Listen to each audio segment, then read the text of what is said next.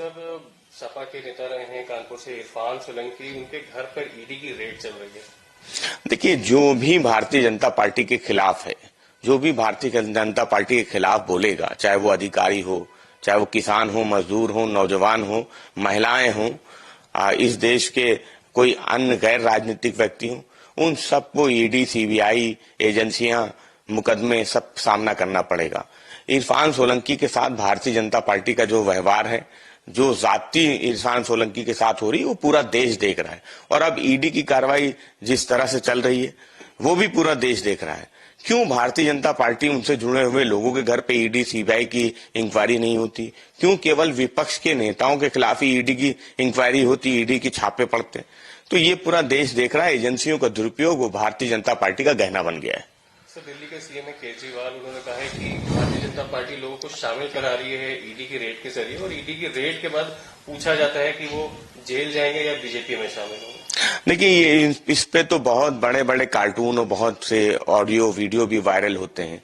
तो ये सोचना चाहिए देश की सरकार को, एजेंसियों में जो अधिकारी हैं, कि आखिर देश में सीबीआई, ईडी की और जो एजेंसियां हैं, उनकी आखिर इमेज क्या है और क्या जनता के सामने जा रही है कि भारतीय जनता पार्टी के कहने पे उनके प्रकोष्ठ की तरह ये एजेंसियां काम कर रही हैं। तो भारतीय जनता पार्टी ने इन एजेंसियों का दुरुपयोग करके इनको अपना गहना बना लिया है। जिसको भी डराना होता है, धमकाना होता है, भाजपा में शामिल कराना होता है, उनके घर सीबीआई, ईडी की रेड पड़ती है। जो डर जाता है वो भाजपा में चला जाता है, जो नहीं डरता है, जो भाजपा की जन विरोधी सरकार के खिलाफ लड़ता रहता है, वो एजेंसियों का सामना करता रहता है। सर, अमेठी की सांसद हैं स्मृति ईरानी, उन्होंने कहा है उनको ये नहीं पता कि कांग्रेस से कौन लड़ेगा, लेकिन जो डिले होता है कैंडिडेट अनाउंस करने में, उनको लगता है वही इशारा करता है कि वहां से कांग्रेस हार जाएगी। देखिए, स्मृति ईरानी जी को तो ये बताना चाहिए कि आखिर जो अमेठी के विकास के लिए जो वादे किए थे, उन वादों का क्या हुआ। उन पे स्मृति ईरानी जी बात नहीं करना चाहती, केवल चुनाव में कौन लड़ रहा है, कौन नहीं लड़ रहा है, इस पे बात करना चाहती है।